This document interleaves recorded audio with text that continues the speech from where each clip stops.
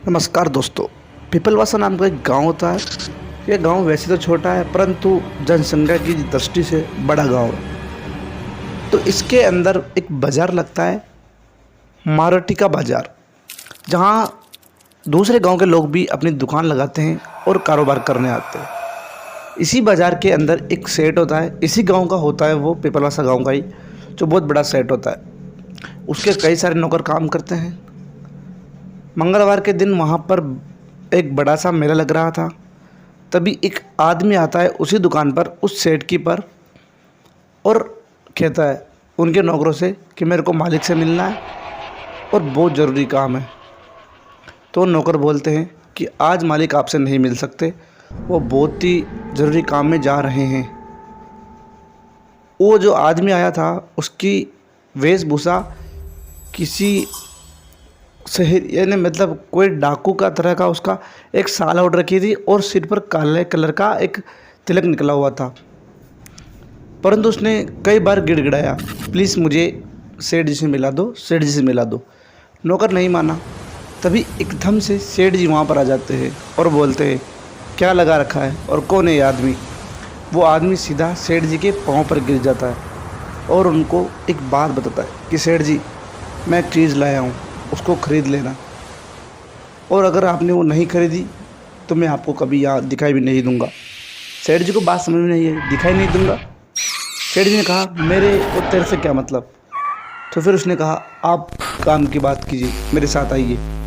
और वो उसको एक अंदर ले जाता है, एक कमरे के अंदर, और कहता है कि नौकरों को यहाँ से निकाल दो। तो सेठ जी बोलते हैं कि श्याम, तुम यहाँ से चले जाओ और जब तक अंदर मत आना, और किसी को भी अंदर मत आने देना जब तक मैं ना कहूँ। ठीक है। उसके बाद वहाँ से श्याम चला जाता है। अब वो आदमी और सेठ जी अंदर होता है। वो अपने पास एक थैली थी, उसको खोलता है और सेठ जी को दिखाता है। सेठ जी उस थैली को देखकर उनकी आंखें फटी की फटी रह जाती है, क्योंकि उसके अंदर होती है एक सोने की ईंट। उसको निकालता है और वो बोलता है सेठ जी, आप इसे खरीद लीजिए। सेठ जी बोलते हैं इसको कहाँ से लाया, चोरी करके लाया है ना, सच सच बता, वरना मैं पुलिस में तेरी कंप्लेन करूँगा। उसने कहा मैं चोरी करके नहीं लाया। तो फिर सेठ जी ने पूछा तो कहाँ से लाया फिर। उसने बताया कि पहाड़ के पीछे एक गुफा है, वहाँ से लाया हूँ। तो फिर सेठ जी ने कहा कि ये, मन में सोचा उन्होंने कि ये क्या जानता होगा इसके बारे में, कम पैसे दे देता हूँ। तो उन्होंने कहा कि 5,000 रुपये दूँगा और थोड़ा सा राशन दूँगा। तो फिर वो चोर बोलता है, यानी चोर क्या, वो आदमी बोलता है कि आप गाड़ी भर के मेरे को राशन दोगे और मैं 5,000 के लिए तैयार हूँ, क्योंकि उसके मन में भी था कि मैं इसको कहीं और नहीं बेच सकता। उन्होंने 5,000 रुपये दिए सेठ जी ने उस आदमी को और राशन भर दिया गाड़ी भर के। और जाते समय वो आदमी बोलता है कि सेठ जी, इसको 4 दिन के अंदर अंदर कहीं बेच देना आप, वरना इसको अपने पास रखना, खतरे से खाली और बहुत भयानक हो सकता है। सेठ जी ने कहा हाँ हाँ, मैं देख लूँगा, तू जा। 3 दिन बीत चुके थे, आज चौथा दिन था। चौथे दिन की शाम हो रही थी और शाम करीब 7 बज रहे थे। तभी सेठ जी अपने घर के बाहर एक खाट पर बैठे हुए थे।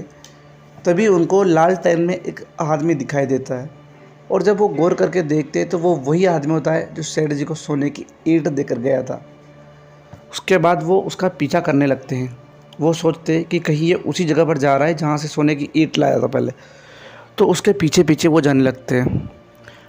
वो उसके पीछे पीछे जाते जाते वो एक पहाड़ पर पहुँच जाते हैं जहाँ पर बहुत सारी झाड़ियाँ थी।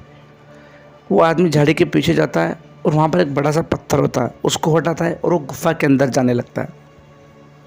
सेठ जी उसके पीछे पीछे जाते हैं।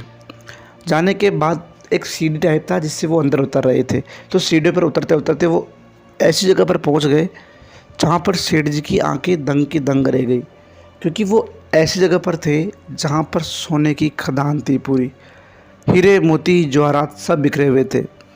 वहां पर एक दानव का पुतला भी था जिसके सामने हवन कुंड रखा हुआ था।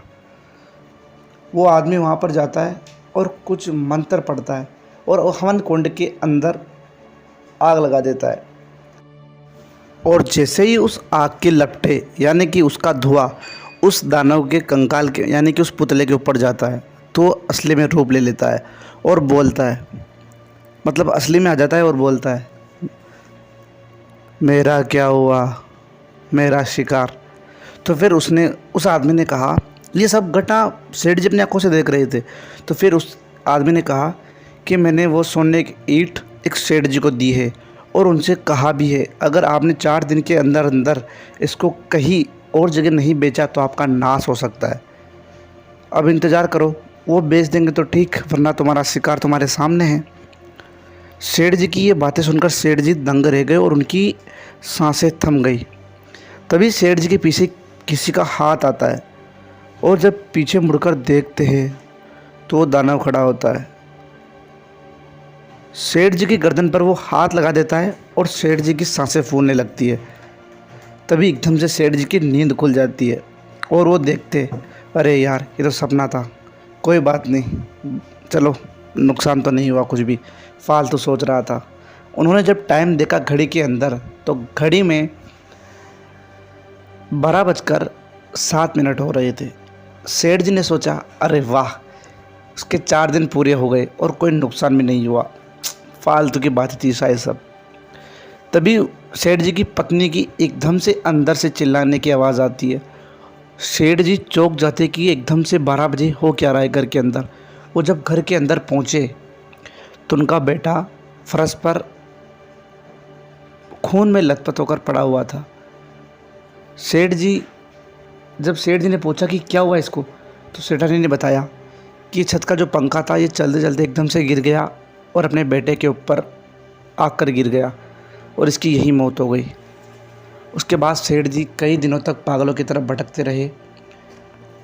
15 दिन बाद सेठ जी का पूरा परिवार स्वर्गवास हो गया सिवाय सेठ जी के।